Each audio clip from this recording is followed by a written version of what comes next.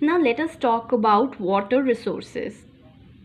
So basically, you all know that our earth is almost covered with 71% of water. I'm sure many of you students might have a question that if we have so much water, then why do we have scarcity of water in the entire world? Why do we have scarcity of water, and why are we constantly said to preserve water and not to waste, especially the drinking water? Okay, so we will have a look in this chapter. Water forms the basis of life. The presence of water distinguishes our earth from other planets. About 71% of the total surface area of the earth is covered with water. Most of the water, about 97% on the surface of earth, is in oceans or seas. This water is saline and not fit for domestic, agricultural or industrial purpose. So basically, see, without water the human life cannot survive, just as soil. Also, this is water only which distinguishes us from other kinds of planets. So if we are generally talking about, okay, so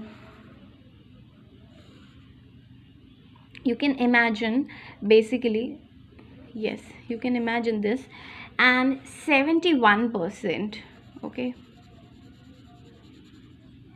this entire percent we almost have, you can reduce this, so this entire percent we have 75% covered with water. Now within this 75% of water we have on earth, now if we are only talking about this region, okay, now within this 97% of water is actually in the oceans and sea. That means जो हमारे पास 71% water है उसका 97% ocean and सीज में है, and that is why we cannot use it because that contains a lot of soil and it is not fit for humans, for agriculture purpose and for industrial purpose. So now we are left with 3% of water. That means, okay, 97 minus 100 is 3. So out of this 3%, the bifurcation is given here. Out of the total amount of water present on Earth's surface, only about 3% is fresh water. Okay, now 3% is fresh water, but again lies the problem. About 2/3 of this fresh water remains frozen and frozen in the ice caps and glaciers. About 1% of this fresh water is available on Earth's surface and is fit for human use.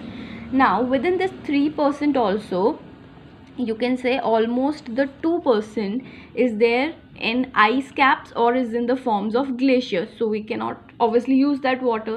So we are just left with 1% of fresh water to be used by the entire world. Remember, not India, the entire world. So that is why we always focus on conserving water. Okay, therefore, fresh water is the most precious natural resource. It is available as groundwater and in rivers and lakes. Okay, how is it present and in which forms? It is actually present in groundwater, which we generally pump in. Okay, the rivers and the lakes. Rainfall is another important source of fresh water. Rainwater is continuously recycled in nature through evaporation, condensation, and precipitation. Thus, the quality of water is fixed on Earth. We have already understood this phenomena or discussed this phenomena earlier in 7th class as well, when we were doing the chapter on water, which was talking about water cycle, right? So basically, the amount of water which is there and which we use as humans, right, that 1% of water, so it gets recycled because of the natural phenomena only of the water cycle. But then imagine this 1% is way too less. अब उस 1% में भी हम कितना पानी waste कर रहे हैं. Now the whole process of cleaning water itself is so much expensive, so that is why there is a lot of water scarcity. Okay, The purity and quality of water is of primary concern to human beings as it is directly related to their domestic needs and economic activities. The distribution of freshwater resources is highly uneven on the surface of earth. The variation is in the availability of fresh water is not only from season to season but also from region to region. So now they are basically trying to say that as humans, we need purity and quality of water, okay? Because if the water is pure and it is fit for drinking, then only we can utilize it. Otherwise we will get sick, we won't be able to utilize it. Now another problem which occurs is basically that this water, this 1% of fresh water is not evenly distributed, okay? At few places it does not exist at all, or it is in a very limited amount. Whereas it just ऐसा नहीं है कि season to season change होता है. It actually changes from region to region. We are switching places. Like if we are going to deserted area, there we do not find fresh water and we have to travel long distance in order to get some amount of fresh water. So the situations are actually extreme and scary as well. Water scarcity has become a serious problem in the world. Most of the countries of Africa, West Asia, Australia, Western USA, and parts of South America face acute water shortage. At present, the demand for fresh water has increased due to population growth. Now we need more water to produce more food and cash crops to meet domestic needs and the rising standard of living. So the another problem is basically the growth in population, and this population growth is not just very slow and steady. It is actually increasing at a very rapid scale. So if population is increasing, so we need more food. If we need more food, we need to grow more food, and in order to grow more food we need more water, okay? And other things as well, like water is used in every sense. If more population is there, we need more houses, so we obviously need, when we are constructing house, we need a lot of water. And then you can imagine, more the people, they will have more the vehicles, then they will wash the vehicles, they will clean their house, so water is used basically everywhere. So that is why there is extreme shortage of water due to overpopulation as well. Water shortage is also caused by misuse, overexploitation, and contamination of water resources. This we all know. Basically, what are we doing? We are actually releasing the industrial waste, okay, in rivers, in ponds, and that is why the fresh water, which is just 1%, is also getting destroyed and becoming unfit for drinking. We are overusing it, we are misusing it.